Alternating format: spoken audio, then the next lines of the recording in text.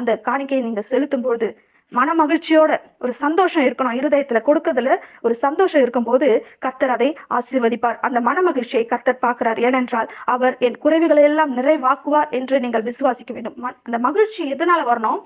இன்னைக்கு நான் குறைவுல இருந்தாலும் கர்த்தர் என்ன அந்த குறைவிலே வைக்க மாட்டார். என் குறைவுகளை அவர் நிறைவாக்குவார் அப்படின்னு சொல்லி நாம நம்பணும். அவர் நிச்சயம் செய்வார். மூன்றாவது காரியம், அவரை கனப்படுத்த வேண்டும். இந்த காணிக்கையின் மூலம், தசம பாகத்தின் மூலம் கர்த்தரை கனப்படுத்த வேண்டும். நான் செய்கிற இந்த வேலை, நிறைய பேர் இன்னைக்கு வேலை இல்லாம இருக்கிறாங்க இல்லையா? சபைக்கு வர எல்லா மக்களுக்கும் ஒரு வேலை இருக்குன்னு நம்ம சொல்ல முடியாது. ஆனா வேலைக்கு போற அநேகர் இன்னைக்கு நம்ம என்ன நினைக்கணும்? எனக்கு ஒரு வேலை இருக்கு, எனக்கு இந்த வேலையை கொடுத்தது கர்த்தர் அப்படின்னு சொல்லி கர்த்தருக்கு நன்றி செலுத்தணும். வேலைக்காக கர்த்தருக்கு நன்றி செலுத்தணும். அதை நன்றாக செய்ய, உங்களுக்கு கொடுக்கப்பட்டிருக்கிற அந்த வேலையை நன்றாக செய்ய, பலத்தோடு செய்ய, ஞானமாய் செய்ய நம்ம அவர்கிட்ட உதவியை கேட்டு பெற்றுக்கொள்ளணும். ஏன்னா அவர் தான் நமக்கு வேலை செய்யறதுக்கு உதவி செய்யறாரு இல்லையா?